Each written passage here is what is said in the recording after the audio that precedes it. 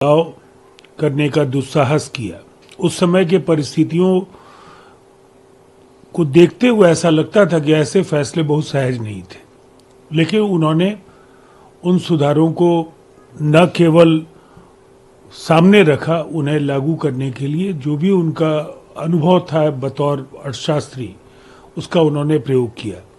उनके आकस्मिक देहावसान से एक रिक्तता निसंदेह भारत में आई है, इसलिए कि एक राजनेता और एक बेहतरीन अर्थशास्त्री दोनों का अद्भुत संगम था उनके पूरे व्यक्तित्व में। और हम सब किसी भी राजनीतिक विचारधारा से जुड़े हों, लेकिन जो उनका योगदान है उसे यह देश कभी भूल नहीं पाएगा। मल्लिकार्जुन खड़गे ने जहां मनमोहन सिंह को देश का महान पुत्र बताया, वहीं दूसरी तरफ यह भी कहा कि प्रधानमंत्री से अर्ज किया कि उनके लिए मेमोरियल बनाया जाना चाहिए। देखिए, उन्होंने मांग रखी है और भारत सरकार ऐसे विषयों पर सोच समझ करके पूर्व में भी निर्णय करती रही है। तो मुझे ऐसा लगता है केंद्र सरकार के फैसले की प्रतीक्षा करनी चाहिए। दिल्ली में 2025 के फरवरी का चुनाव होने हैं और बीजेपी ने इसके लिए तैयारी भी शुरू कर दी है और प्रधानमंत्री का परिवर्तन रैली 29 दिसंबर को दिल्ली में होने जा रहा है। और देखिए, ये बीजेपी का चुनावी अभियान शुरू हो जाएगा। ये रैली ऐतिहासिक होगी। दिल्ली की जनता ने वैकल्पिक राजनीति के एक प्रतीक के तौर पर जो अन्ना हजारे के आंदोलन के मुद्दे थे, उससे निकलकर अरविंद केजरीवाल जी मुख्यधारा की राजनीति में आए थे। उनसे अपेक्षाएं थी, लेकिन उन्होंने लोगों को निराश किया है। अब लोगों के अंदर इस कदर नाराजगी है कि आप पार्टी और उनके उम्मीदवारों को इसका खामियाजा निसंदेह भुगतना होगा।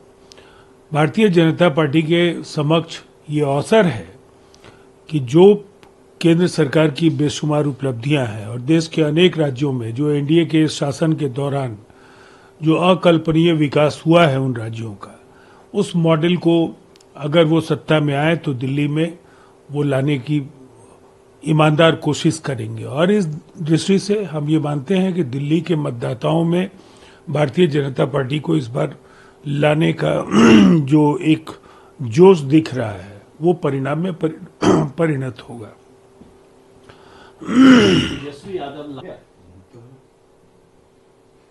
बिहार में बीपीएससी के परीक्षा को लेकर लगातार जो है रद्द करने को लेकर आंदोलन चल रहा है और इस बीच तेजस्वी यादव कहते हैं कि हमारे दौर में तो छात्रों की स्थिति बड़ी अच्छी थी, खुश थे, लेकिन नीतीश कुमार के दौर में तो हालात है कि एक तो लग नहीं रहा है कि यहाँ पे कोई सरकार है नहीं जो काम कर रहा है, भ्रष्टाचार में डूबी हुई सरकार है। गंभीर आरोप सब लगा रहे हैं। अब उनका कार्यकाल क्या है मैं तो नहीं जानता हूं।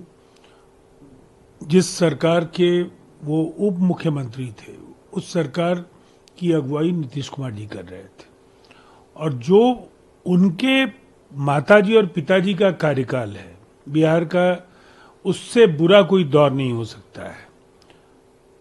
और जहां तक छात्रों के भविष्य का सवाल है, 8 लाख से ज्यादा नौकरियां दी जा चुकी हैं और इस विधानसभा के कार्यकाल पूरे होने तक 12 लाख नौकरियां और 36 लाख रोजगार ये कम से कम दिए जा रहे हैं।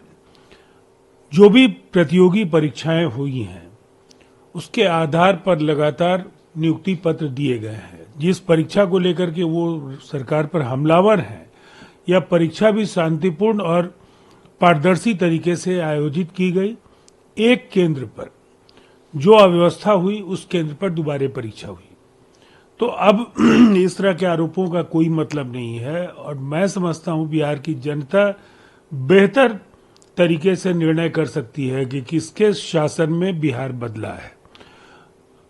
और इसीलिए शायद वो नहीं समझ पाते हैं कि जब नीतीश कुमार जी उनके साथ थे उनकी पार्टी की सेहत क्या थी। अब नीतीश कुमार जी नहीं है तो फिर गठबंधन में नीतीश कुमार जी का नहीं होना और लोकसभा के चुनाव में उनकी पार्टी की करारी शिकस्त और विधानसभा के उपचुनाव में पार्टी का सुपड़ा साफ हुआ।